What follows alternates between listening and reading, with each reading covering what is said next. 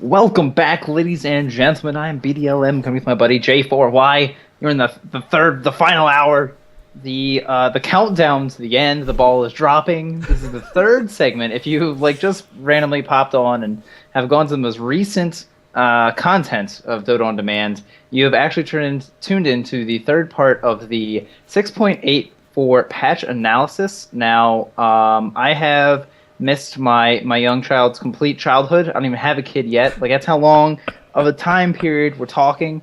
Yeah, shamelessly plug. We've been here since 6 o'clock, so we're pushing 4 hours. We still have a good bit to go with the items because we love you guys. We love bringing the content to you. So I will remind you to you're welcome to drop by the Facebook, show us some love, give us your thoughts on the patch, any of the parts.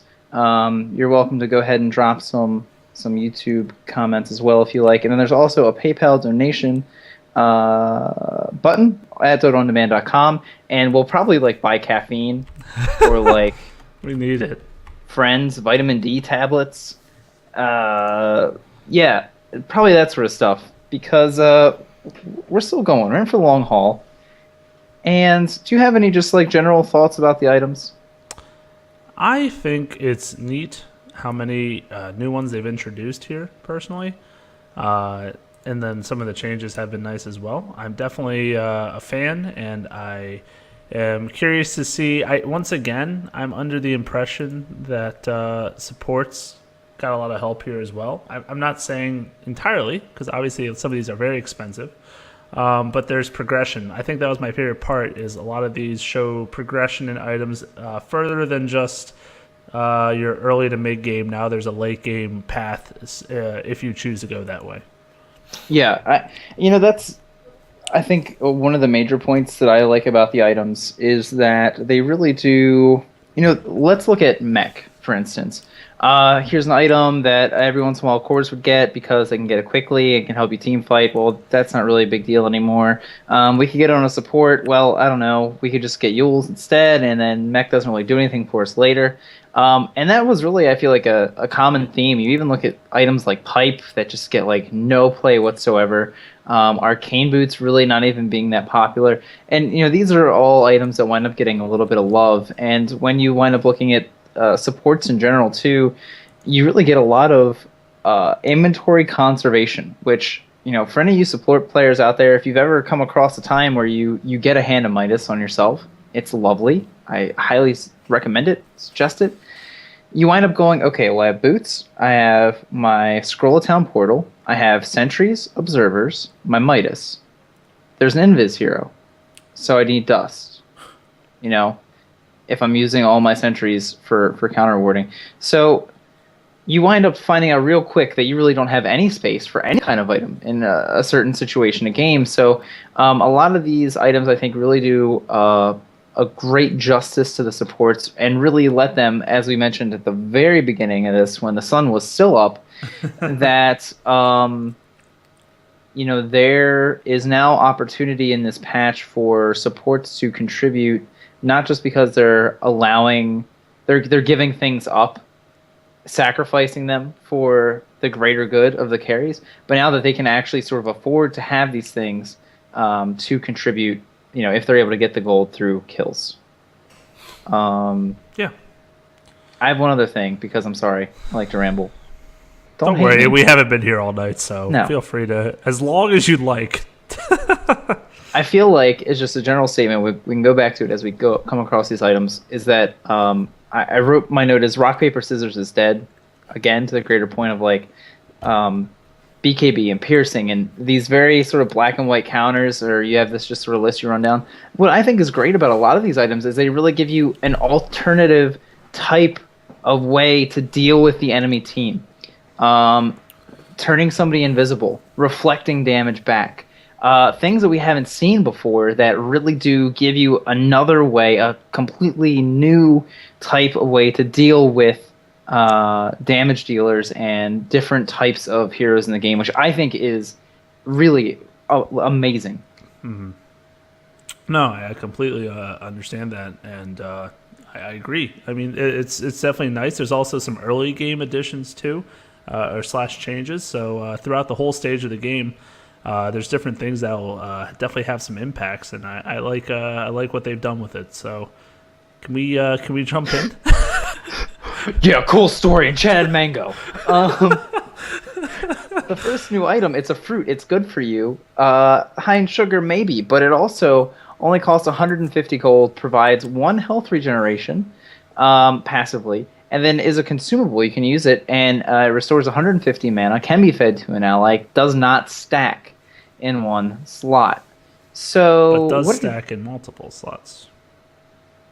That's what. Anyway, so what are your thoughts on this? I know Erica was asking us about this in her questions. What do you think about it in general? It's wonderful. It's a really. I can't start with that statement. It's wonderful. It's just seriously, Fine. donate to the caffeine fund. This kid needs it. I just popped a Diet Pepsi. I didn't want to at this hour, but God help me. Oh I'm here. man, the big guns. Just drinking Diet Pepsi. Episode or part 3, where J4YBLM just Don't worry, we're gonna boot and rally here in a second. So mangoes are good for you. No, it's actually I really like this item. In particular, on a support for the most part. I could see it on some other types of heroes, but essentially, the way I'm thinking about it is cost wise. Look at it compared to like a Ring of Regen. It's going to give the same amount of health regen if you buy 2 of these for 50 less gold, right? And then on top of that, you have that on-use capability. So already, for the gold, it's giving you pretty good value alone. Then you have this kind of almost like a magic stick or magic wand capability where if you need it in an emergency situation, you can get that 150 mana instantly and be able to get your next fissure off, your magic missile, or whatever spell you need to obviously cast. I think it's really nice, and it's kind of getting compared to, and this is like you were alluding to, one of the questions we got from our viewers, is how does this stack up to a clarity potion? There's obviously one or both of them are have that use for mana. One is over time, which can be damage taken off. This one, the enemy cannot prevent you gaining that mana. You're just going to get 150 mana. Granted, clarity does restore more over the duration. So, obviously both of them, and of course it's cheaper gold-wise for the clarity potion. So you have to kind of take both of those. They're just different. It's kind of hard to stack them side by side because I'm not going to say, oh, mangoes are always better, or, oh, clarity is always better. I can tell you that I'd say on certain heroes, I like that item probably more often. Like, for example, a roaming Earthshaker, or any roamer, really. I would like clarity potions generally probably more frequently. You're not going to be in the face of the enemy. You're not going to really need that health regen aspect as much. But you will need a lot of mana to continually harass middle lane or harass whatever lane you're trying to roam into. So, I'll say in that regard, whereas on the other perspective, if you're in the lane harassing people and taking shots from the creeps, or from the enemy hero, and that health regen is going to assist you, then by all means, the mango might be the method or the way you're going to go. Yeah, you're a smart man, J4Y, because for some reason, wonderful. like, I saw the do not stack thing, and for some reason in my mind, I'm just like, well, 1. And what is so wrong about that is I'm going to drop down to mention that now not only can you buy observer wards in singles sentries as well, but they also stack in a 1 inventory slot. And by double tapping or double clicking the ward, it will swap to the other to be placed. So here, right out of the gate, you get inventory consolidation, so that you can look to see, okay, well, I can actually carry 2 of these things, or maybe I can carry 1 of these. I can carry a clarity and some tangos, and I can still carry all the wards I need to. That's not a bad start. The thing that I really like about this too is it sort of gives a little bit of gas in the tank towards melee supports. Think about heroes like Ogre, like Nyx Assassin, who all of the sudden saw potential for like off lane and being harassing melee supports just off of the fact that they got a little bit of buff to their health regeneration. And by a little bit, it was a couple of whole numbers of health regeneration. But sitting on two of these things is pretty ridiculous. I mean, sitting on one, I feel like is really great, and it just helps you get up in people's faces, like you're saying. This and a stout shield. If you're a Tide Hunter and you have 1 point in Kraken Shell, how many Fs do you give? Probably close to none. And when you do need to use your 1 mana ability again, let's say you gush and now you're low. Well, pop the mango and now you have kill potential. So I really like this. Like you said, it's very mana inefficient for the cost, but when you consider that it's instantaneous and then also is granting you the health regeneration, I'm thinking too, what about a Spirit Breaker? Somebody who would love to be up in people's faces, trying to lay in the bashes, but then could also just charge somewhere else, lay in a couple attacks, pop a mango, charge to a different lane. I think this is a really great item for helping to, again, fuel the early game, fuel the aggression, and I think we're going to see some excitement out of this item alone. Oh, absolutely. And you talked about the inefficiency for the gold. So it's basically 1 mana for 1 gold, whereas the clarity is a little over 3 mana for 1 gold, if you get the full duration and the full use out of it, of course. But it is that clarity is the 50 gold for 170 now, because it did get buffed from 150 to 170. So yeah, it's definitely an interesting take, and I definitely think both items still have a very important part in this game, and will be used in different aspects. But it is cool to have this new item available for that early game. Like I was saying, it's not all late game recipe things. Also, they brought in this new one that's going to, I definitely see, get picked up by different kinds of heroes. Yes. I just want to say too real quick, we're talking about also offlaners, how some of the ones that we've said have vanished and maybe we'd like to see again. There were so many offlaners that just got pushed out because they could not sustain being in the lane. Mm-hmm. I think even just hanging on to this for a while, even if you are like a Darkseer and you want to get a Soul Ring, if you're hanging on to another one of these mangoes, that is still giving you a little bit of extra sustainability. And I'm really curious to see, how offlaners take advantage of this item. Absolutely. But Lotus Orb, this thing is nuts. Perseverance, plate mail, and a recipe. The recipe costing 900 gold for a total of 4050. Provides your health, your mana regeneration, your damage, your armor. But the activatable Echo Shell, target an allied unit, dispelling negative buffs. Normal dispel, not stuns, so will not remove stuns, and applies an Echo Shell buff for 6 seconds. While the Echo Shell buff is active, it recasts all targeted spells back at the caster. 17-second cooldown, 100 mana cost, 900 cast range. This does not block the spell, it mirrors it back, and it has the same targeting rules as Lincoln Sphere.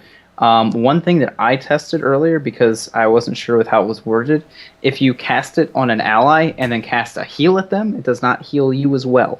Mm-hmm. This is only for enemy targeting your allies. But I think, regardless, pretty crazy. I don't blame you for that train of thought. It does not say enemies in the tooltip here. So, you know what? I will not give you flack about it, good sir. Thank you.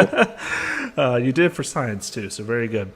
I actually watched a little video before tonight's episode involving this item, and it was not that the timing would be anywhere easy, but this Crystal Maiden had the item in Fountain, and there was a Spirit Breaker in another team. She cast out herself, Spirit Breaker charged her, and she did the charge right back at him because it was a targeted spell cast on her. Now, obviously, you have to cast it on yourself before he casts it. So if you see him charging you, it's too late. But, although you could honestly use it as you see him approaching, and then, if he does like his, what is it, the Nether Bash or... Nether Strike. That thing. You will be able to target back. But I thought that was an interesting little aspect of it. But yeah, it's definitely an effective item. Now, it is good, I guess, in the sense that it's not going to block it. It just mirrors it. So yeah, you will still be affected by whatever spell gets targeted at you. However, how prevalent right now is Lina in the meta? How about Lion? These people with these Zeus. super big, exactly, Zeus. It's not just the first targeted spell. It's any in that whole duration. So it's not like, oh, Zeus or Lion's going to counter it with their Drain Mana or their Arc Lightning. No, it's anything in that. And 6 seconds is not a bad amount of time. That's like a lowered BKB duration, if you will. So, I mean, it's not going to stop people maybe from targeting you with spells, but it is going to disincentivize them a little bit. To maybe not necessarily want to go all out of you on you during that, like a blade mail in a way. Like, it's like, hey, do it at your own risk. You know what's coming at you. So I think it's a very interesting. It's expensive. So once again, for like a support to get this, kind of like a support getting Lincoln Sphere after it got its change to use on allies, it's kind of a similar train of thought. Like, yeah, you can, but it's going to take a while for an ally to build something like this. So you might see this as an alternative, maybe defensive item for maybe one of your 3-roller up, and then a support if it gets really late game. But it's definitely a very interesting and a good item all around. Yeah, can be disassembled if you feel like turning it into other stuff. But I also I want to say I don't understand why you wouldn't be able to purge this off, which I think is interesting. If you wind up getting into a situation, because if you're saying like, oh, okay, I'm gonna put this Echo Shell on my anti-mage, we have one threat or 2 threats that you really want to blow up immediately. I'm gonna Echo Shell them, and you sort of just have to wait it out, hope for the best. You might feel like, hey, well, we have to find a way to dispel and try to get rid of this Echo Shell, or even, I guess find physical ways of dealing with people. So I think it's really interesting, and again, it's just a neat, an alternative way to have to try to, or an alternative problem for your enemy team to have to try to find a counter for, not something that's super obvious.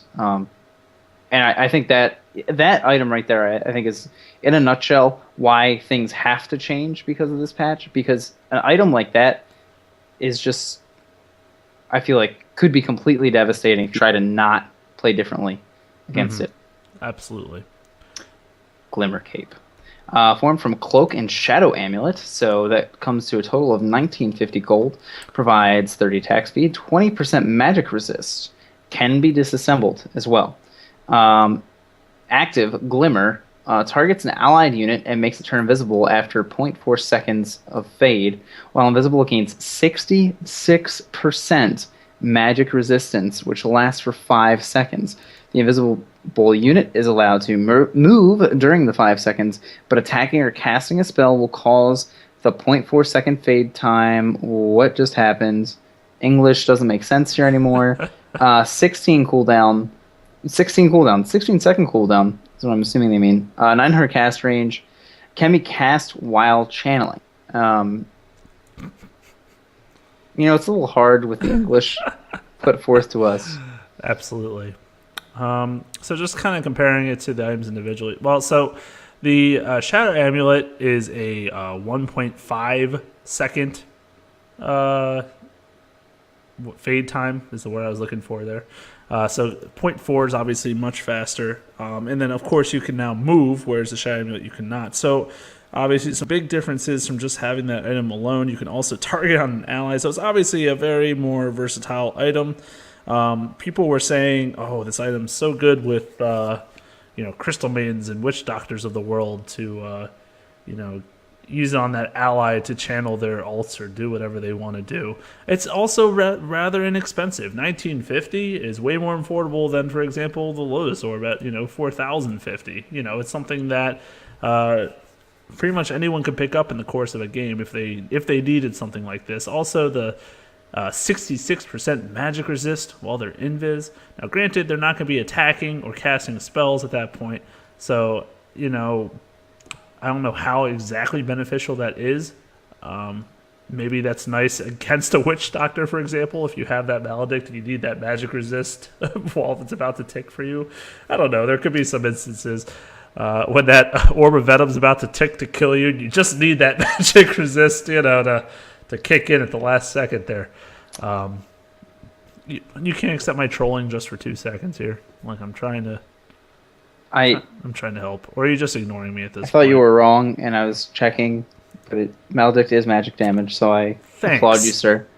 No, I'm curious to see how it interacts with if you are channeling. Is it just like when you cast? Like if you cast it on somebody who is channeling, do they then fade after zero point 0.4 seconds? Oh yeah, absolutely. So yeah, there's obviously the need to reveal targets because the bonus magic resistance on Glimmer Cape is only active while invisible. So assuming that revealing the target will make them lose the resistance, but does sort of, grant somebody an out, a way to try to It's like a escape. mini Shadow Blade for your ally. And here's another thing too, pointing out again that this can be disassembled because you're going to see where Shadow Amulet can go into another pretty amazing item, and so can the cloak.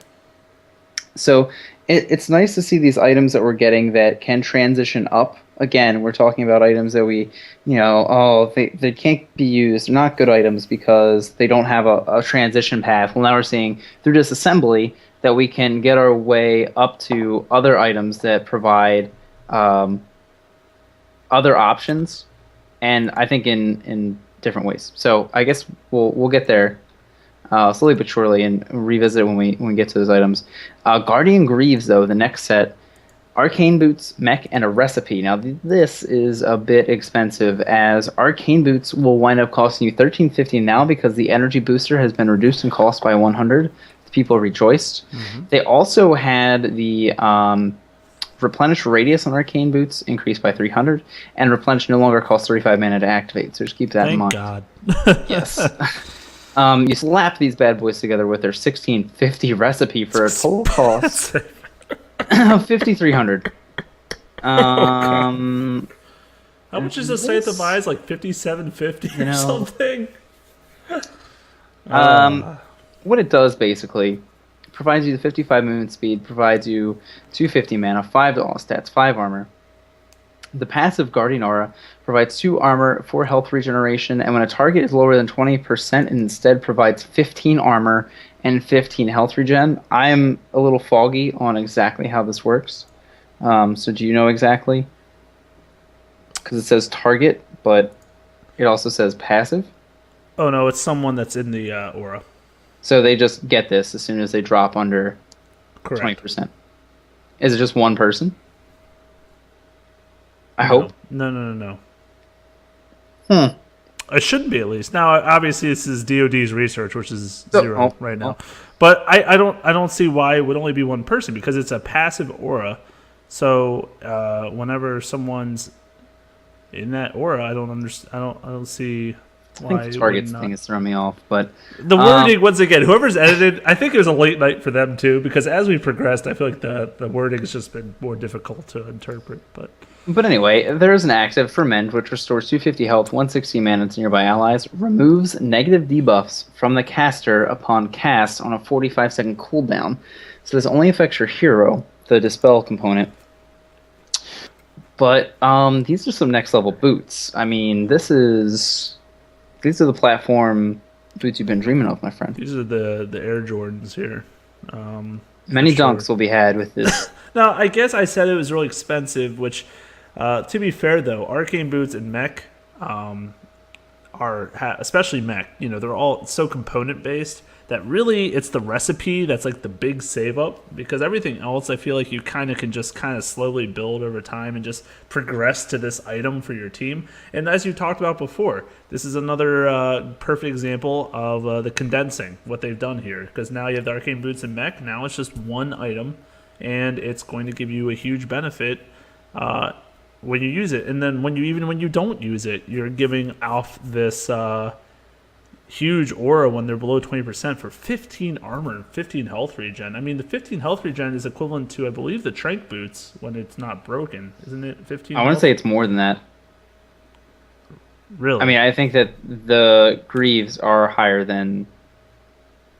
Exactly. It's a ton, at the end of the day, it's a ton of health regen. You're right. Wait. Oh, I think it's like 10 you're off right. of health regen is 12. So yeah, you're correct. So it's even more than that. Now, granted, 20%. I mean, you're pretty hurt at that point, but it's still at the end of the day. 15 armors where I'm really like, holy moly, like that's a lot of protection coming in right towards the end of their life. So I don't know. I think it's a really strong item. Here's where I think you look at this on paper and you go like, oh man, a support trying to save up this much money. I really don't think this is for support. This is for a Death Prophet. This is for a Necrophos. This is for a Darkseer. This is for a what was the other one I was looking at? These heroes that would have bought a mech and then could benefit from the arcane boots. But then also it's like once you complete this, it's really about the dispel mechanic. So being one of these core heroes that might be in the front lines, might be getting targeted, to then be able to pop the heal, pop the dispel is, I think, really potent. And for those heroes where you go, well, I'm a core, I really don't want to slow down with getting a mech and arcane boots and having two of my inventory slots full. Well, guess what, buddy? We're going to condense them down for you. That's going to be one powerhouse set of boots, and you're going to stroll all over the place with them. And I think that is really what they're meant to be, in my opinion. And I'm curious to see how they actually kind of transition and how much they're used. Absolutely. I definitely understand what your take is on that, because for a support to ever build this item would take either a huge advantage, I think, for their team, or it would just, it would take a lot of kills or some kind of sway. I do like your concept of some core hero who would benefit greatly. The ones you mentioned probably are the most predominant. Maybe we're missing one or two here or there. But Timber. Yeah. I mean, you wouldn't be able to break down your arcane boots for your booster. I don't like the idea of Timber, and that my main reason is for a future item that we'll get into.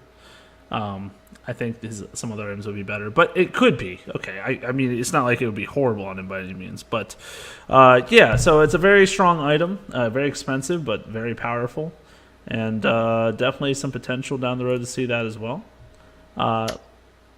You're not done with it?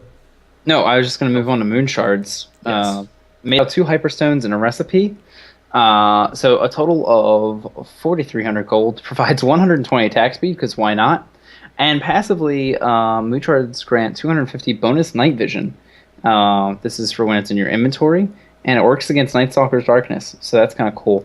Now, this is the other of the 7th slot items that we kind of mentioned earlier with talking about Alchemist's Aghanim's Scepter, where you can actually use this to consume the item one time, it does not stack with another moon shard, to gain 60 attack speed.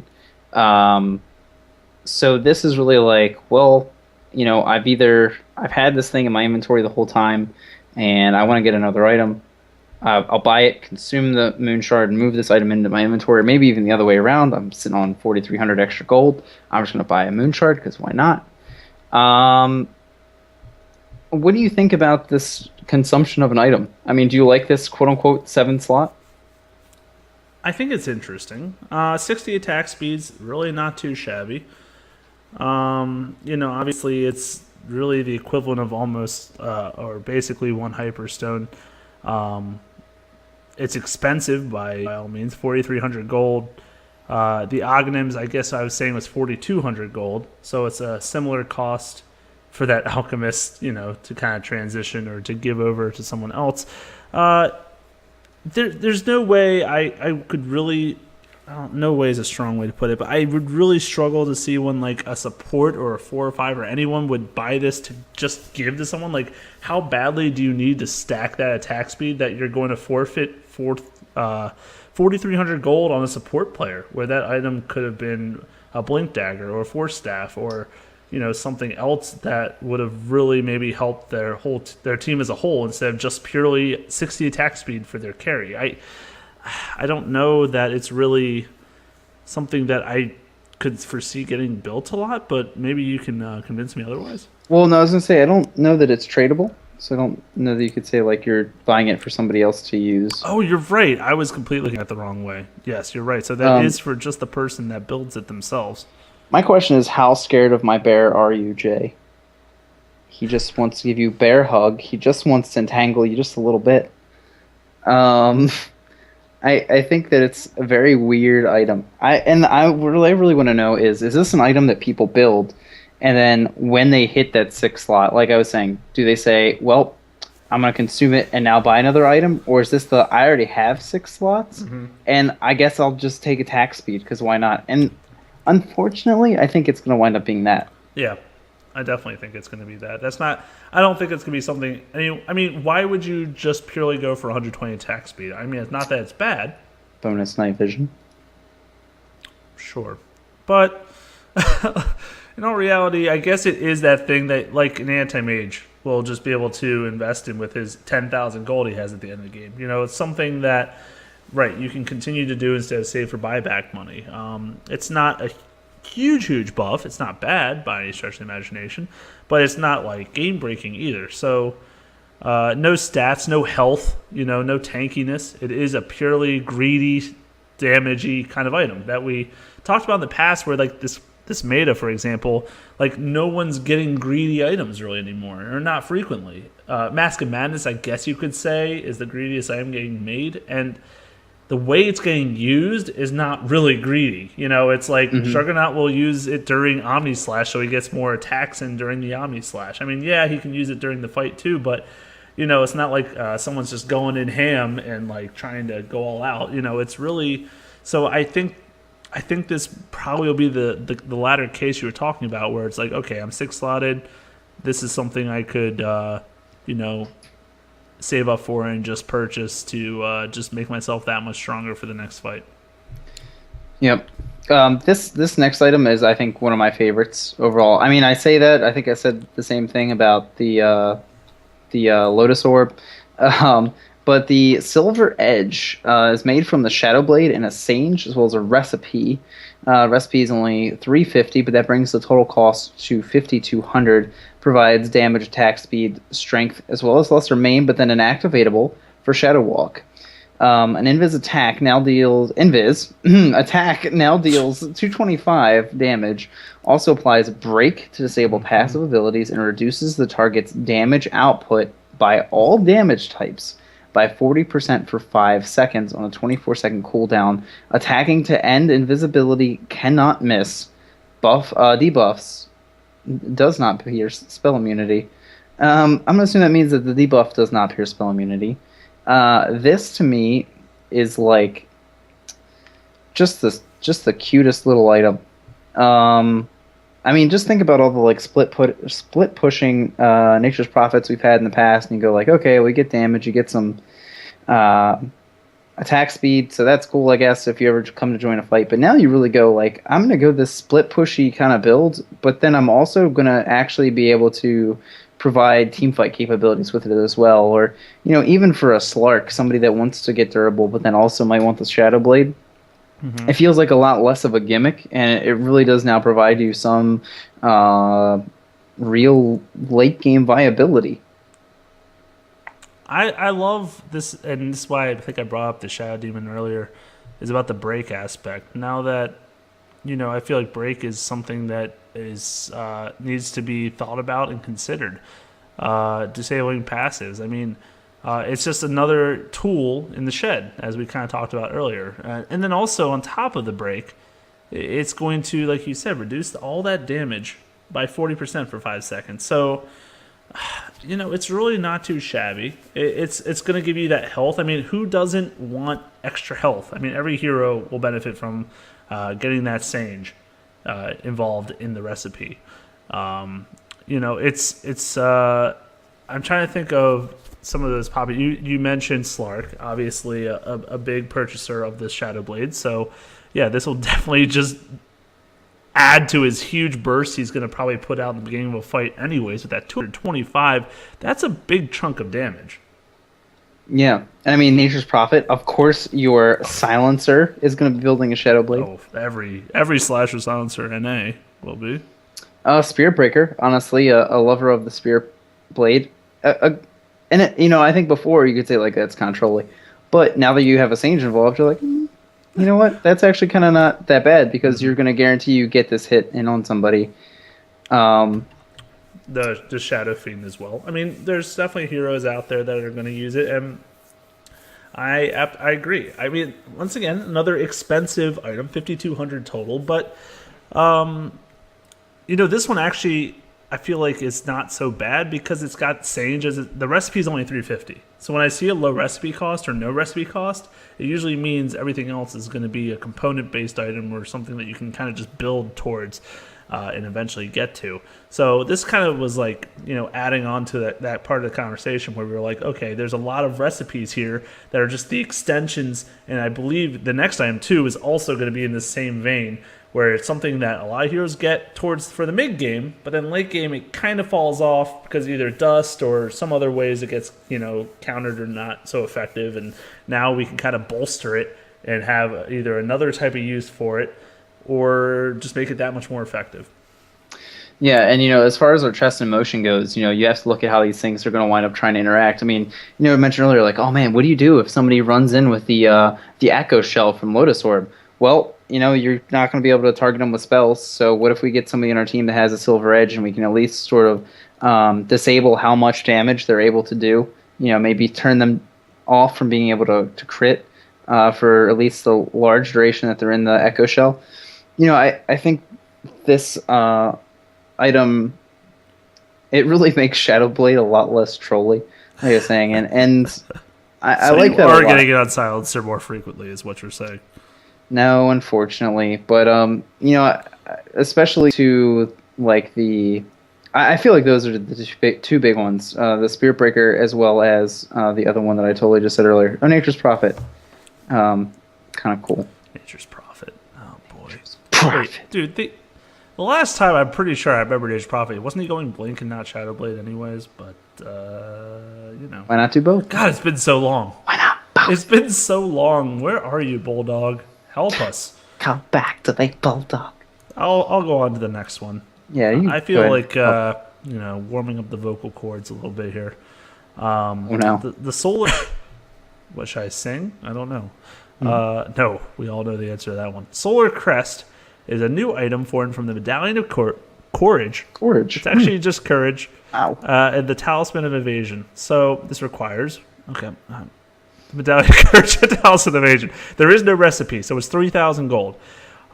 This provides 10 armor, 75% mana regen, and 30% evasion. Makes sense. However, it has this active, similar to Medallion, but better. Loses the Solar Crest armor and evasion when targeting an ally, grants them 10 armor and 30% evasion. So you're transferring that buff over. When you're targeting an enemy, you remove 10 of their armor and apply a 30% miss chance for 7 seconds. It's a 7-second cooldown. So it's just like the Medallion in the sense that the cooldown and the duration are the same. But this new offensive capability, so previously the Medallion, it was just simply the armor transfer, and that was it. Now, you're making them miss. You're completely screwing with an auto attacker, for example. If they don't have MKB, sniper too bad on the headshots, you're going to miss those. It's like it kind of just enhances it to a whole new level, or even defensively, making you get that 30% evasion. I mean, that can be a huge deal when you're getting initiated on. You cast that on whoever, and exactly. They may survive now. That's what I'm saying. I mean, okay, Batrider said, right? But anyway, what if the Batrider jumps in, tries to drag somebody off, and then you're able to, Solar Crest, you might not make it still, but hey, 10 armor is nothing to scoff at. 30% evasion, also pretty nice. Can be disassembled? I'm not really sure. Okay, I guess you want to use the Talisman of Evasion for something else. So, I mean, it's also kind of cool that, let's say you're a Weaver, and you have a Medallion of Courage, and you want to go for B-Fly. Well, pick up the Talisman, and then you have the ability to sort of go toe-to-toe with an auto attacker. You could remove 10 of their armor and give them miss chance, and then try to tear them down. And then later you just disassemble it, and then you build your B-Fly up. I think it's neat too that a lot of these items, you sort of do have a little bit of freedom with them as far as the disassembly goes. So you can say, well, you know what, this bonus made sense in the middle game, but now that we're going late, maybe we need to try something else. So instead of having characters like we have in our heroes, as we have in tournaments even very recently, 8 slotting themselves, keeping a couple on the courier, not sure what to do. Now it's sort of like, well, this doesn't make sense. I can disassemble, break the thing down, and maybe try to build a different way with it to try to get a result that I need. Mm-hmm. I feel like you want to talk about this Octarine Corb, and it's definitely a fun one to talk about. It is. Every time I see it, I want to say Ocarina of Time. I hope I'm not the only one that feels that way.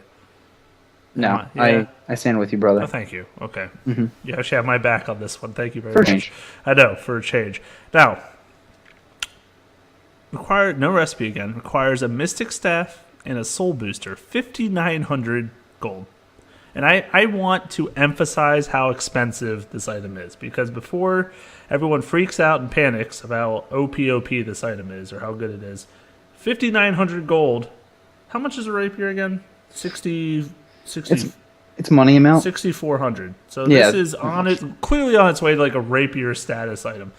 But it provides the 25 intelligence, 450 health and 400 mana, health regen and mana regen. So it's giving you all the attributes essentially.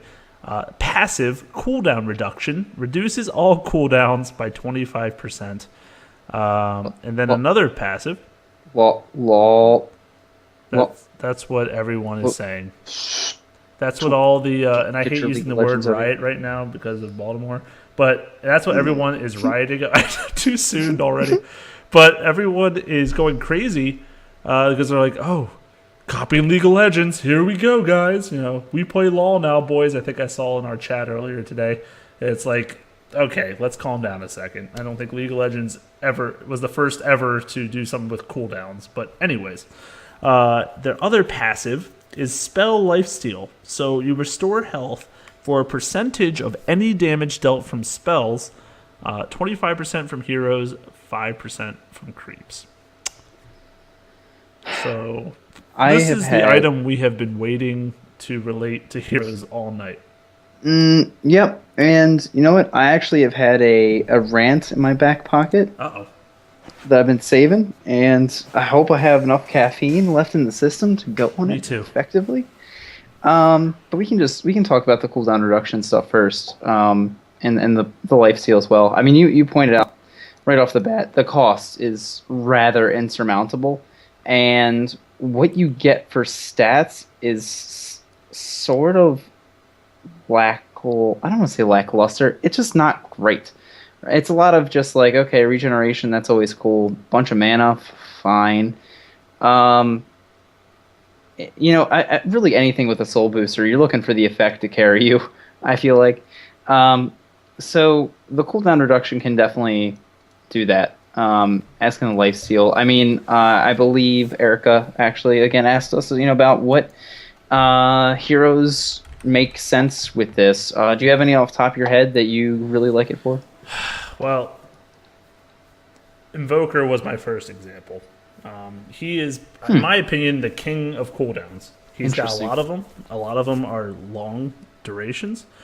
Obviously, his ultimate, if you get an Oghanims, is not as much, but maybe you don't need an Oghanims now because you have this item. And it's going to allow you, I feel like, to cycle through those spells and cast some of them a lot more frequently. He's obviously doing a crap ton of damage with his spells. So the lifesteal aspect of it is also going to be dramatically improved. I think this item honestly serves him the best of any hero I can think of. But I'm not saying by any means that it's the only hero it benefits, because that would just be silly. Yeah, I'll be honest with you. I didn't even think about it with Invoker, because I don't know. I just don't pay that close attention to Invoker because it's not my cup of tea. But I think that makes a lot of sense. The ones that really stood out to me, you're going to be surprised here, Silencer. Whoa! Because, Really? as we were mentioning with the slasher builds, it's a hero that is in a delicate situation because if he dies and doesn't get to global, that is the most god-awful thing ever. And also, really any hero that revolves around one spell to be able to fight, like Silencer does, you could really benefit from having that off cooldown. So that if you feel like you have to use it defensively, you can get away with it, then have it come back up. You don't get so much out of the lifesteal component, which kind of sucks. Mm-hmm. But if you're looking for, I feel like, another really good one, how about the Death Prophet, who has a standard cooldown for her ultimate, at the 145-second mark, who is also going to be spamming out Crypt Swarms, who needs the stats to keep herself alive. Do those Um, ghosts give her lifesteal? they do physical damage, so no. Wait, but it's damage dealt from spells. I would have to imagine Okay, it still doesn't work. that would be pretty cray cray, to be honest. Yeah. Um, Um, but that's a big one for me. There was another one the that was chat, standing out. Erica saying the example she heard was Zeus. I mean, Zeus kind of no brainer, you know. I I mean, okay, guess. obviously Arc Lightning, like no cooldown. Lightning Bolt has, what, 8 seconds, I believe, so it's a decent one.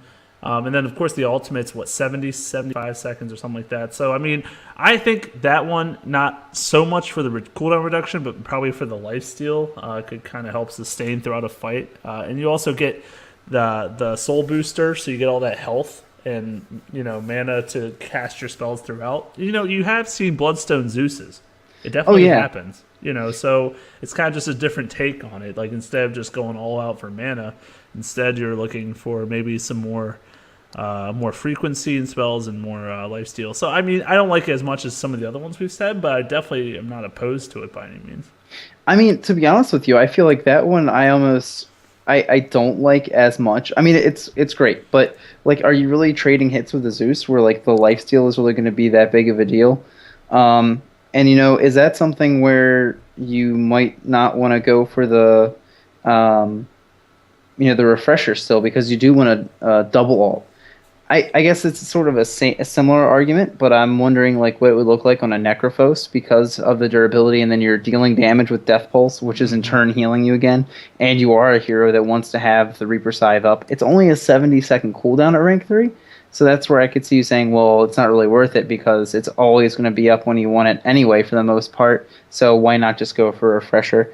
But I would really say that any hero that you think of that could benefit from but then also revolves around a cooldown, an Enigma even maybe, is a potential target for this item. I don't think it's one that's going to get a huge amount of play necessarily, but I do think it has a lot of potential, especially on that Death Prophet. Yeah, Death Prophet for sure. Queen of Pain, Lena. Darkseer? Why not Darkseer? Why not Zoidberg? No, Darkseer likes other items. But vacuum cooldown, Jay. God, we need. If they're not going to buff it, then we're going to buff it ourselves, Daniel. Leshrac. See, I like Bloodstone, I think, a little more on Leshrac because mana is actually a strong issue for him. But he could definitely benefit from the lifesteal, the mana, the spell vamp, I guess I can call it. So I said Queen of Pain, I said Lena. I was also, I think I was in. Who else was I considering? Cooldowns, because that's kind of a weird aspect of it. I mean, some heroes are just purely need the mana. Like for example, Skywrath. He's not so much about the lifesteal or spell vamp. He definitely just needs a mana pool and needs regen. But yeah, so that's kind of an interesting vein. It is expensive, but it can definitely be very powerful in the right hands. So it'd be cool to see how it gets used, if it does get used, and if so, what they're doing with it. All right, I'm sitting up straight. I gotta get the diaphragm all set up so I can go on my rant. Gotta stretch first. Please do. Okay. So I came across this too when I was just poking around today and listening to the conversations of, we're cloning Han, we're cloning League of Legends, we're cloning all these games. And, I would just like to point out a couple things. So we look at the Morphling Aghanims, for instance, right? And we say, it's essentially one of Abathur's ultimates. From Here's the Storm. Abathur is a completely different animal, where he pretty much needs something like that because, not to give you the whole background of what the hero does, but he pretty much stays off the map the whole time, uses that ultimate to actually show up in the middle of a fight, and then contribute with a clone of a hero. Morphling, we see, has this whole other way he can build. He can build shotgun, he can build support, he can really fill a lot of different roles. And this Aghanims, like mentioned earlier, actually opens up a lot more interesting spell combinations. Dimensions, dare I say. Dimensions, even. You could dare to say it.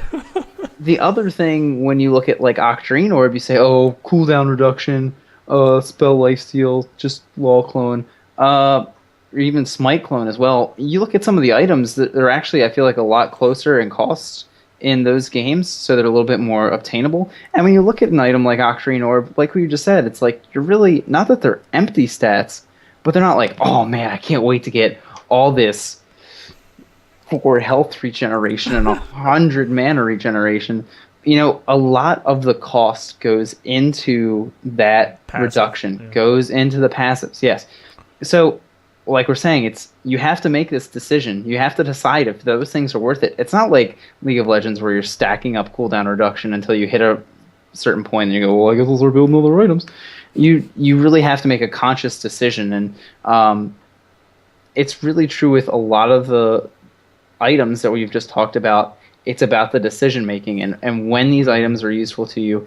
And that's where I think, you might say these are elements from other games. Maybe it homogenizes Dota 2 a little bit, but I think what everybody will agree on, which makes Dota special in comparison to those games, is its high skill levels and high mechanical ability that really sets you apart from those other games. And I think all of these items, even the concepts that are borrowed from other games, require you to have that, and you have to make like a lot more I would say intricate strategical decision making even in the moment than you do using these same quote unquote same abilities or items in other games. And I don't know if you agree with that or not, or what your thoughts are, but I feel like even though these are sort of adopted, they are implemented in a very Dota-esque fashion that make them, I think, perfect fits. We can't. I hate like there shouldn't be these like going around in circles and circles saying, "Oh, they took this from this or they took that from that."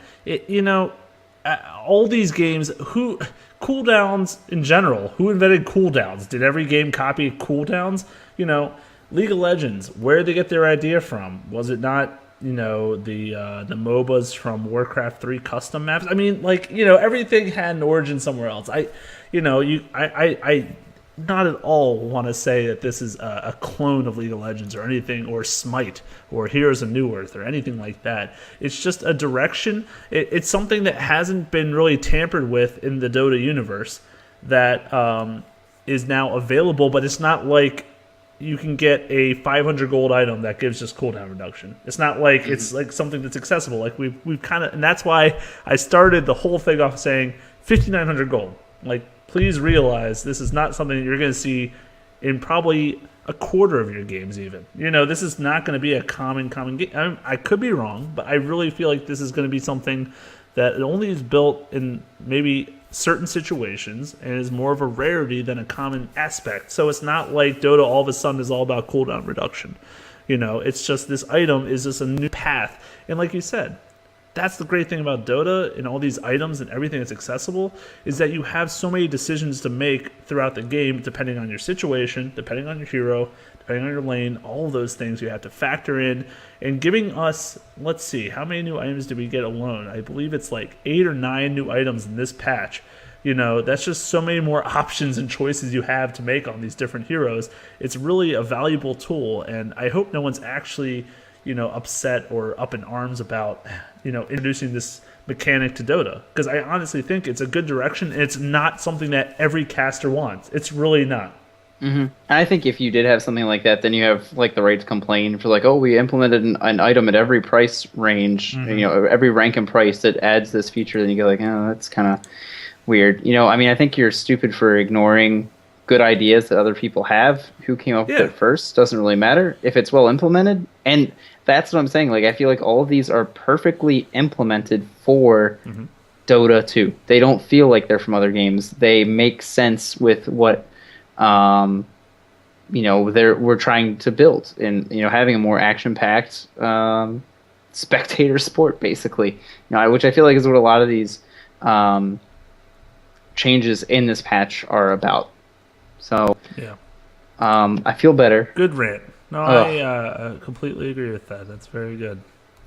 Wards we already covered. Boots of Travel can now be upgraded, which allow you to target and teleport to allied heroes. I personally like that. I guess it's not the same, right? But it takes away, I guess, from the Chen Beastmaster gimmick, and now sort of lets you reinforce your team a little bit better. Kind of a buff to Nature's Prophet, a little bit. What do you think about this? Other than I guess it just being like extra late game throwaway money. Beastmaster no longer, like you said, for one purpose. No, it's just a good it's a good concept, and this is now, I believe, is it the third now? We've gotten to a point where there's more throwaway items, like you said, more 7th/8th items. I mean, the original Boots of Travel is usually good enough because creep waves are always pushing lanes, and you usually should be able to push it out. But this does give everyone that kind of that aspect to maybe do some other, maybe even cheesy things, perhaps. I'm not sure, but it's very expensive. You know, the recipe is, I believe it's 1,800. So, you know, not the cheapest item on the block. So definitely something like throwaway. But yeah, a good choice. I like the Sentry Ward, Observer Ward thing. The Bashers, I just want to kind of mention, the Skull Bash and Abyssal Blade got a little bit of changes, but essentially their damage has got reduced about 15, but now Bash does 60 bonus damage. There was a time where the Bash did like 25, I believe it was, and then that got just taken out, so it's just a stun. And now they put in 60 bonus damage. So Bursty, they also allowed, which we didn't talk about earlier, but the heroes that were previously not allowed to even build it, I think it was like Spirit Breaker, Slardar, and Faceless maybe, they weren't even allowed to buy it. They can build it now, but they can't benefit from the bashes. So I don't know why they would, but they can. But I just want to kind of mention that. So it's interesting that essentially these kind of add some burst damage to whoever picks them up. So making it effectively a better item than it was before. Yeah, I think it's interesting that Armlet now actually grants you the 10 attack speed that used to be a part of the activatable passively. I think is really cool, helping out our little buddy Life Stealer. And the strength game period went from 0.7 to 0.6, so it's yay. a little shorter, that's good. Yeah. Quelling Blade actually gets rolled into Battle Fury, but as another part of it, it actually winds up getting changed from being based on your full damage to your base damage. So it doesn't scale well into the late game by itself. The Chop active now kills wards instead of dealing 100 damage, and the range was increased. Quell no longer does damage to Roshan, so that's good. That's good. I don't know why it did. Mm-hmm. Papa creep. But the Quell damage bonus was also increased from 32-12 to 40-15. So that, I mean, it doesn't completely offset the full to base by any stretch of the imagination, but it does help a little bit there. So yeah, this is I think, in my opinion, it's a good change to it. You know, this is the reason I kind of want to bring it up though is because of the next one, the Battle Fury. So Battle Fury now requires and provides the bonuses of Quelling Blade. So just when you thought Anti-Mage could farm fast, all those records he had, they're gonna get shattered even faster possibly. I guess some anti-mages, I guess, used Quelling Blades in the past, but I don't think it was all the time. So it's kind of interesting now. You essentially are just devoted to the path of farming. You know, you're going to have this Quelling Blade built in or baked into your Battle Fury. The Quell bonus is now 60% for melee and 25% for ranged heroes. If you're getting a Battle Fury on a ranged hero, I'm so sorry that you have that train of thought. But hey, Troll Warlord. Everyone has to make their own decisions, okay? The attack damage was reduced by 10, though, and the cleave radius is increased by 30. So you're just a really powerful farmer, I guess, if you get this thing now. I would like to know the statistic of Quelling Blades bought with Battle Fury. I bet it's fair. I guess the fact that you now have them condensed down is kind of nice. Yeah. But you know, the damage reduction means it's less effective against heroes. So it's, I don't know. The other thing I think is really interesting too is if you are the highest net worth person and you get caught out, I mean, you're providing a bigger bonus to the enemy team, the people that were actually involved in the kill.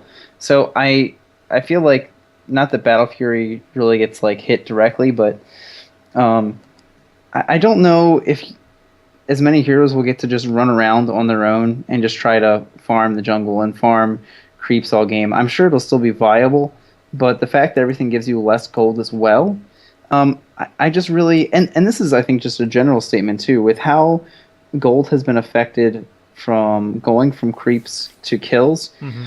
all these perceptions we have of the time it takes to get items and when to expect them are probably going to change. Yeah.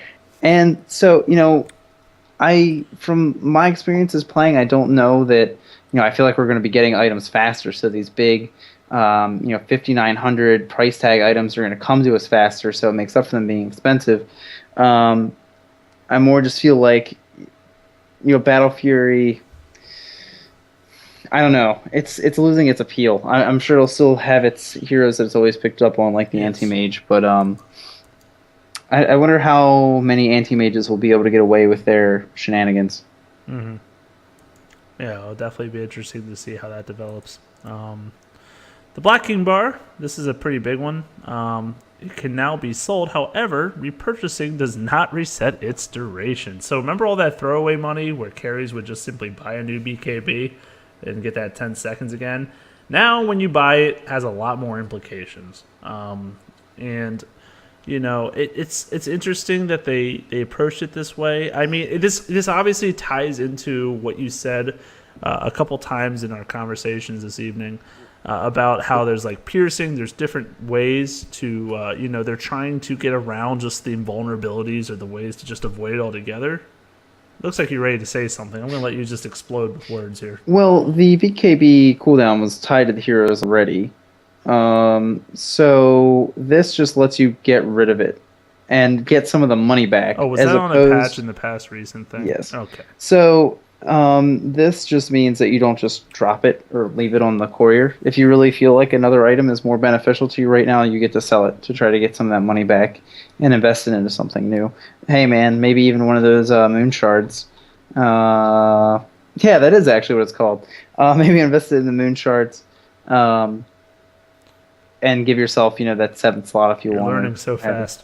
Yeah, I try so hard. That's good though. Blade Mail, damage return cooldown 1715. That's great. Some of these costs got reduced, like Blade of Attack. Durations and cooldowns reduced on phase boots and boots of travel. The buckler armor bonus radius increased 750 900. I think that's to be in line with the mechanism and the every aura I think has increased this range. I want to stop you real quick if you don't mind. Sure. The boots of travel one I think is actually pretty interesting because when we get down to the scroll of teleportation, its cooldown was actually increased from 65 to 70, and now we're seeing a reduction in 5 seconds on the boost of travel. So now there's a swing of 10 seconds. Those things have gotten buffed a couple times. Yes. I mean, they're definitely. I mean, that's definitely something to consider. You go like, oh, it's almost half. I get to teleport around almost twice as often now, and to more strategic places. So, I think that's just a very interesting thing to note. Yeah, absolutely. The butterfly flutter duration from 8 to 6, but the speed increased in 2025, so less time, but a little bit faster. So there's a little bit of change there. The clarity, the duration increased 5 seconds, but the mana restored was 150 to 170, and the ally cast range from 100 to 250. That's actually kind of nice for quality of life. You don't have to be right next to the person to use it on them. But 45 seconds is a long time, so we kind of already had that discussion between the mango and the clarity about probably who benefits more. Stop me anytime you want, by the way. The cloak, the magic resist from 15 to 20, and that obviously gets used in a couple of recipes. The Vanguard damage block chance increased by 8%. Crimson Guard, same thing. Also, the guard block damage, active damage block increased by 5, and the area effect, once again, 750 to 900. Stout Shield actually winds up getting a price reduction as well as having its block reduced. So you actually wind up getting more like block value, or there's more of a distance between the block percentage of the Stout Shield and these items. And when we were talking earlier about even talking about stacking up the mangoes on your offlaner or whatnot, you have, let's say, 50 extra gold if you were one of those heroes that was looking to purchase a Stout Shield, and then also consumables on top of it. So an interesting way to look at sort of moving the money around for your early game purchases. Yeah, definitely. The Desolator, the damage decreased from 60 to 50, but the recipe cost decreased from 900 to 300. This one's actually pretty huge. I again, because of the switch now that we're seeing to aggression and pushing, being able to whip out a Desolator earlier in the game by a couple minutes, even though it's reduced damage, you're still getting that armor pierce, and being able to apply that to buildings, I think, is actually notable. Yeah, definitely so. But I remember I was also listening to Wagamama, who streams, and he's a huge Templar Assassin player, which has honestly been like one of the only heroes that still gets this item to date.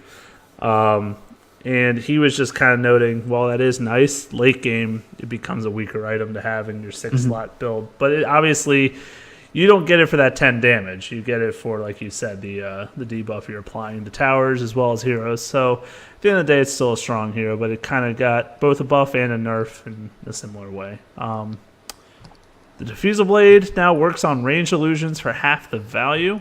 So you actually can get some mana burn from your Marana illusions or your Medusa illusions or whoever you have a Diffusal and Terrorblade illusions. Yeah, I mean, that's kind of an interesting change they made to it.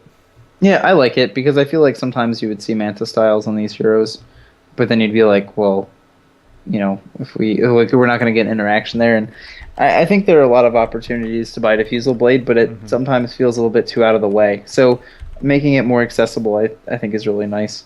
I'll give you a little break, buddy. Divine Rapier goes from 300 to 330 in the damage. Yes. Dust of Appearance going from 15% to 20%, I think is really interesting, especially because we're seeing another Invis item being added to the game. And also, I mean, you just look at some of the other heroes that have gotten buffed. We're looking at Bounty Hunter getting buffed, Ricky getting buffed. We might wind up seeing some of these heroes pop up into the game. So getting that extra 5% is actually a pretty decent deal. Absolutely. Drums of Endurance went from everybody's item to nobody's item to now having 10 more attack speed built into them. So hopefully, again, doing a little bit more for trying to give these items a little bit more longevity. Eagle Song gets its cost reduced. The Eul Scepter, we already mentioned, the mana cost increase. I'm going to stop reading everything I see now to actually come down to this Flying Courier one, where the vision goes from 400 to 300, speed burst goes from 650 to 800. So we're going to get this little guy out to us a little bit sooner, and he's a little bit less effective award, sad day. Yeah, which he definitely gets used for in some cases, as you'll watch in pro games at least. So that is an interesting choice. They also, just to kind of mention, because Scotty is so prevalent, the cold attack slow duration for ranged went down a half a second. But remains 5 for melee. So, there's a lot of range heroes that are picking this item up. So, it does slightly affect them. But obviously nothing major. It didn't affect the speed or anything. Skip over some of the other things. The Ghost Scepter, the cost got reduced from 1,600 to 1,500. And the all attribute bonus decreased from 7 to 5. So not as strong of an item to just have passively as like a support or anyone else. But it is a little bit cheaper. The Gloves of Haste got a minor attack speed increase, 15 to 20. The Headdress, of course, that aura radius increase, as we've talked about. The Healing Salve, I kind of like this a lot. The duration from 10 to 8 seconds, but still provides the same total heal. So it's just a quicker heal. You'll be getting more health per second while it's on you, and the ally cast range from 100 to 250. Yeah, that's a pretty nice one. I mean, just more time you get back to the lane quicker. Now, you compare that to the Clarity, where it's actually a longer duration now. Right. A really long duration now, 45 seconds. I mean, that's a lot of time to have to try to hang back and recuperate the mana. But interesting to see how those numbers go in opposite directions. Heart of Tarask, I mean, from 2% to 3.25% total health per second, there's a little bit longer of a delay for the regeneration to kick in. But really kind of crazy to see this item get so much more health regeneration. Is a little bit more expensive now. It is now 1,400 for the recipe. Oh yeah, because of the Reaver cost price reduction. You're right. So just a nice little buff to the heart. Magic Wand. So the requirements here change kind of dramatically. Yeah. Goes from Magic Stick 3 branches in a recipe to Magic Stick 2 branches in a circlet. Wind up getting one of each more attributes, and the overall price comes down. Thoughts? It's good. I like it. it makes this item also a little bit better to have as you progress in the game because it does give you the extra attribute bonus. But I've always kind of not liked buying recipes on items in general because essentially, you're not gaining anything passively as you're upgrading it or building it. So I kind of like the idea of getting that circlet involved instead of one of the branches in a recipe. I guess it's a shame because you can't get the circlet at the side shop, or this would be like really easy to just be able to pick up from the side lane. So you still have to get that courier to send it out to you. But, you can actually maybe start a different way. Maybe now you want a magic stick and a circlet to start. Or maybe, I'm not sure which direction you go, but, you can incorporate that circlet a different way instead of only getting branches as a starting point. So I think that's a good change for it. Yeah, I agree. Mask of Madness, the resurged movement speed from 30% to 17. I almost don't know if it's enough. I mean, I guess Mask of Madness goes from never being used to always being used. So I guess you can't go too dramatic with it, but they didn't affect the attack speed though. So yeah, I'd like to see the number crunch again for how efficient this item is. Crazy efficient as of right now. Mm-hmm. But the movement speed is a big part of it. Yeah. So, maybe less on Bat Riders. This poor Bat Rider, man, he's not having a good day. I kind of forgot about the Mask of Madness bat until just now. Yeah, here's another big one that I think is interesting. Necronomicon. The Warrior and the Archers wind up being better, or wind up being the same, pardon me, at the last rank for the book 3. But for the earlier incantations of the book, you wind up seeing buffs to the minions, which has sort of been a pain point in the item to date, where it's like, oh, your first 2, it's like, why even carry them on you? They really don't give you anything, and you wind up just feeding them away. Well, now they have a little bit more damage to them, a little bit more health.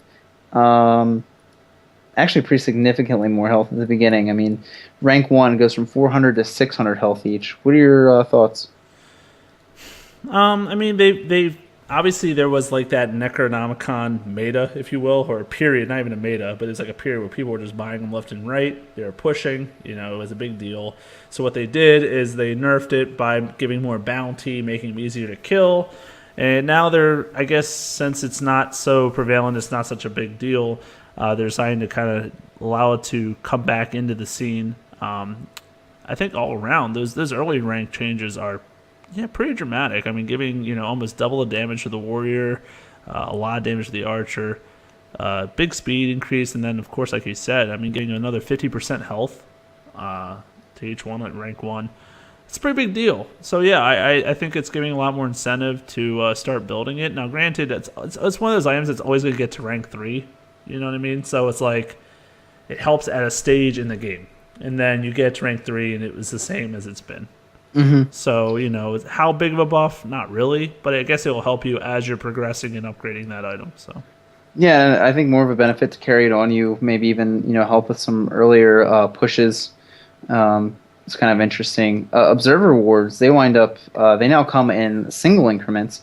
So the stock and the cost have been adjusted to reflect so that it's at the end of the day still the same, but they can just be bought as singles. Attacking a ward can no longer miss. This is the same for sentry wards. God, that's so good. Yeah, and observer wards now give 50 XP bounty when destroyed. Is it so good, though? Wasn't that kind of an interesting aspect of the game? No, it wasn't. You shut your mouth. I'm not a support player. You haven't played enough support, exactly. But you've also gotten kills on people because they were missing, too. I mean, it's been on both sides of it. Probably more deaths than kills, but, it's...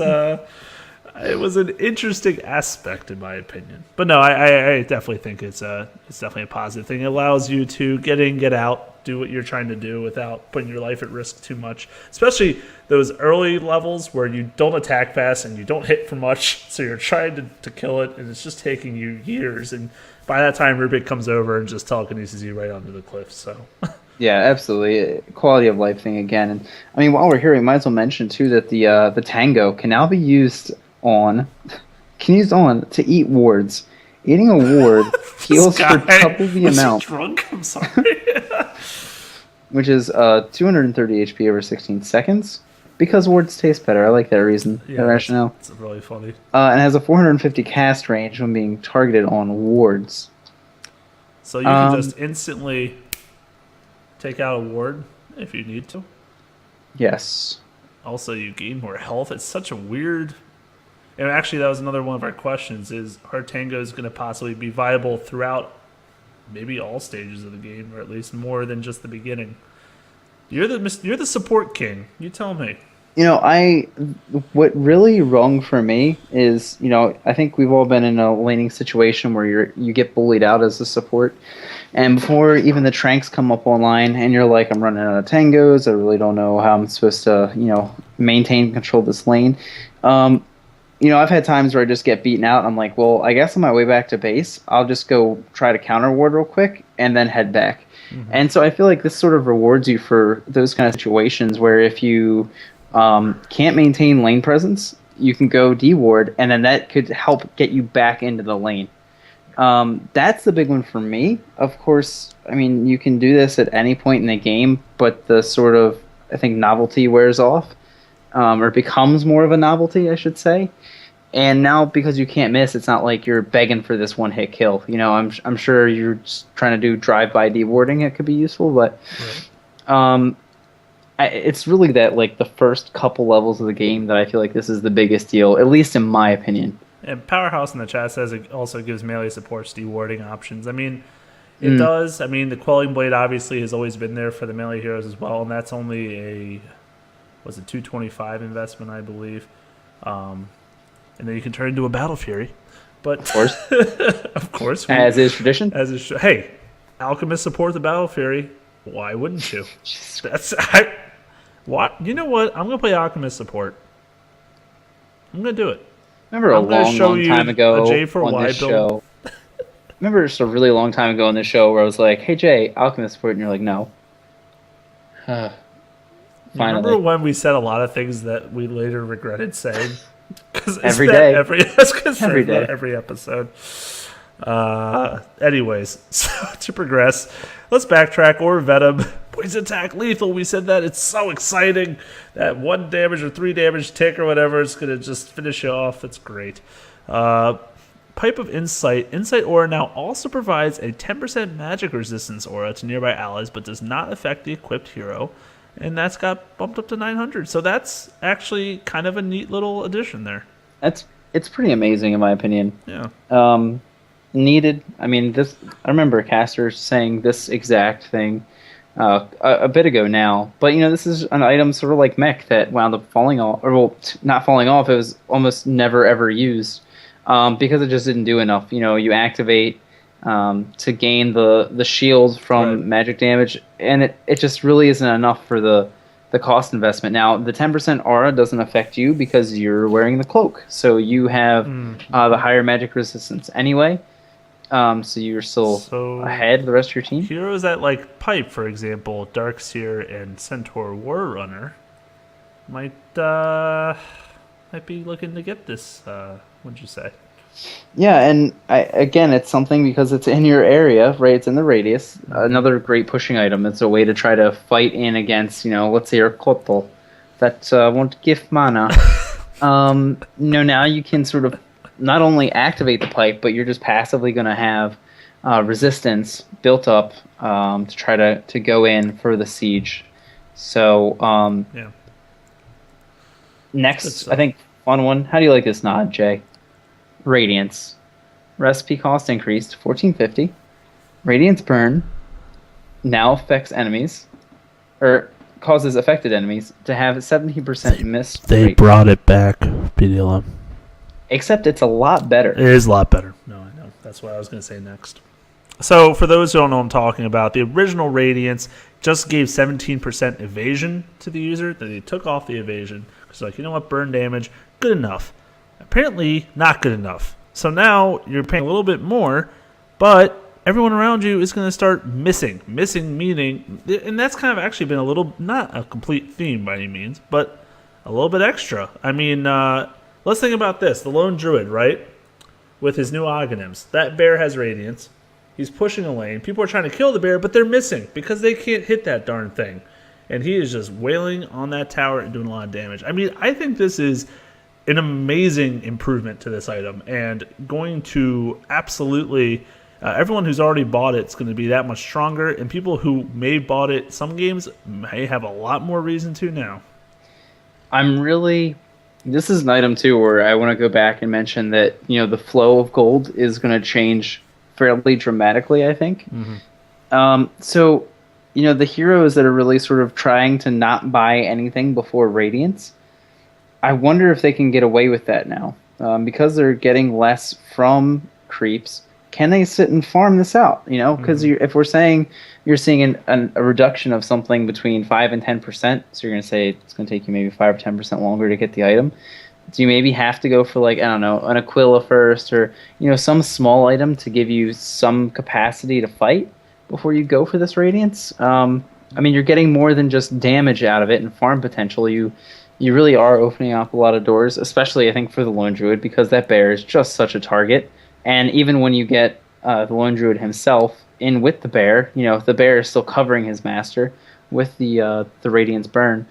So I'm really curious to see how this item in particular sort of interacts with the change in how gold is obtained. Now, do remember though that the extra melee creeps, starting at 2.5 minutes earlier, 15 minutes. So not dramatic, but that's going to be roughly 5 creep waves or so that you're going to get that extra melee creep. So that's true. Roughly, if you're in the lane that whole time, an extra 150, 200 gold. I don't know. It's nothing over the top, but it's maybe a little bit of a consideration. Oh yeah, you're absolutely right. Absolutely. So, Refresher Orb, they reworked the components and bonuses. So the old one needed, of course, the Oblivion Staff, the purse, and the recipe for 52.25. Now you need a purse and another purse and a recipe. It's 5,300. You just need 2 purses at all times. I don't know, I have to ask a woman about that because I don't have any, and maybe I'm just SOL. Sure you don't. Sure None that I like to talk about, but this actually makes a lot of sense, in my opinion. Why is the Refresher Orb giving you like damage and attack speed? Its ultimate purpose is to obviously refresh your cooldowns, and the regeneration is it still gives damage, so I guess I need to take that back. It gives half the damage it used to. It does not give the attack speed or the int. So, I mean, I'm not saying I like it, but I'm saying that I kind of understand that that's the direction it was taken. What do you think about it? I think it's a lot like the item whose name I can't remember because it just came out. And I'm going to say that is the Octarine Orb. Yes, Core. Core. Close. Where, it's time. pushed because, again, the stats are kind of not attractive. Regeneration's fine, a little bit of damage, fine. But the problem with the Refresher Orb is you need a mana pool to sustain it. And not that 6 int was a lot of help, but it was something. And you have to say, like, I do really need the double cast, and it's worth investing 5,300 gold for really just the double cast. So I think it sort of makes Refresher a little bit more niche, which I'm fine with. So I think it's fair. We were just talking about all those Refresher heroes, though, that you can get Oghanims. Centaur, just to name one. Yeah, of course. Of course. Just to name one. He's going to love that 250% mana regen now. But yeah, that's fine. It's not an enormous change in my opinion, but it definitely is a little bit. Ravetos, a little bit more Satanic. The rage duration increased to half a second.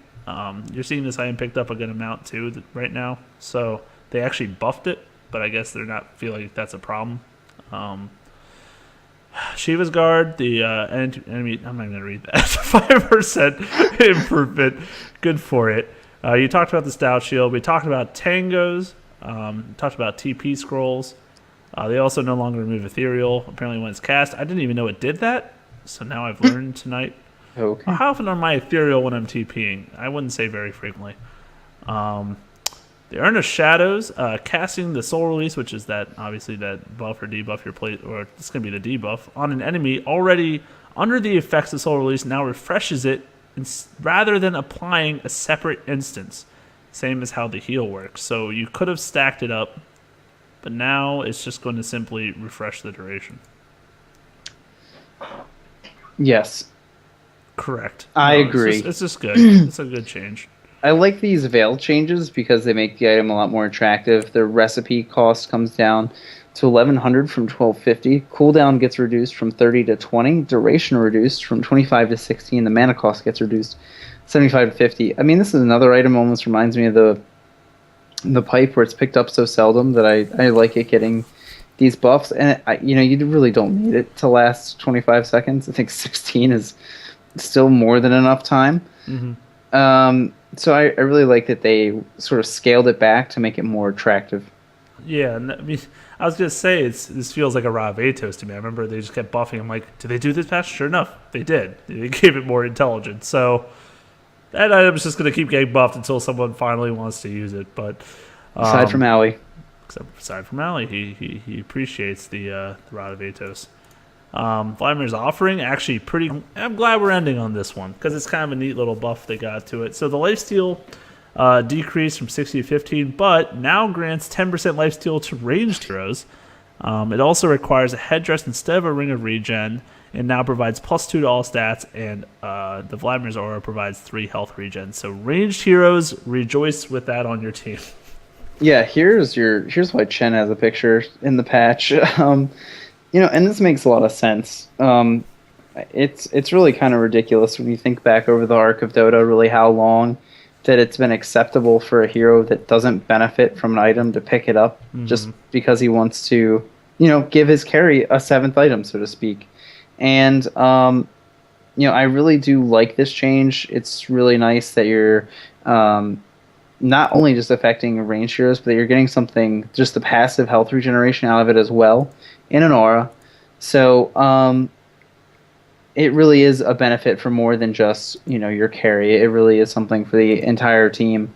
And hey, man, stack those auras because the push is coming. Oh yeah. I mean, at the end of the day, try not to beat a dead horse.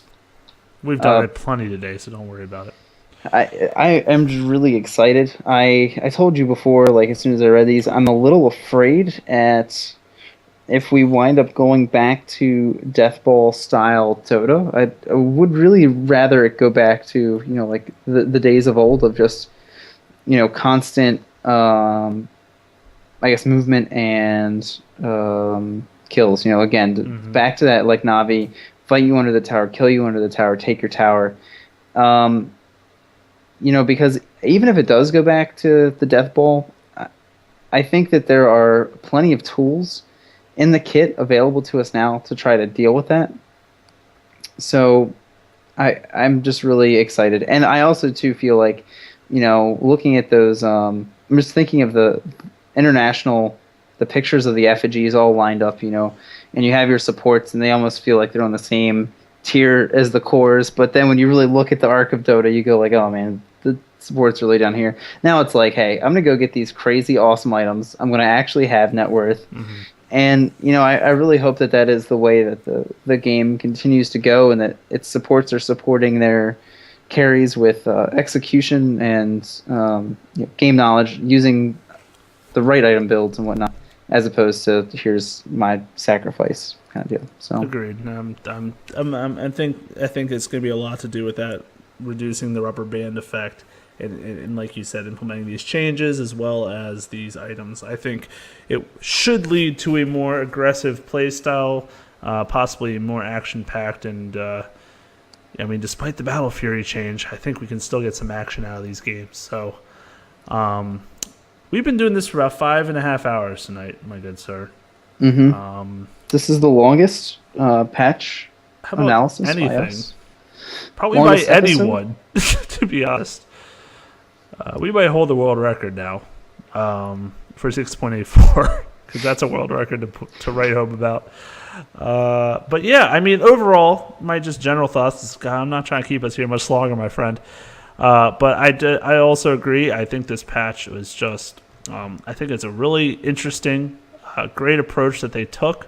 I think it's going to lead to a lot of great gameplay, possibly some heroes back in the meta, which they all kind of do, I guess, in their own way. But all in all, I'm very excited to play and watch and see what comes of it. What tweaks? There'll probably need to be some tweaks made to some of these changes, of course, as is most, and that's why I said A, B, C, Q. There'll be versions to come. But all in all, very happy about it and very pleased. So. Yes, want to thank very sincerely all the people tuning in live to watch the show, toughing it out with us.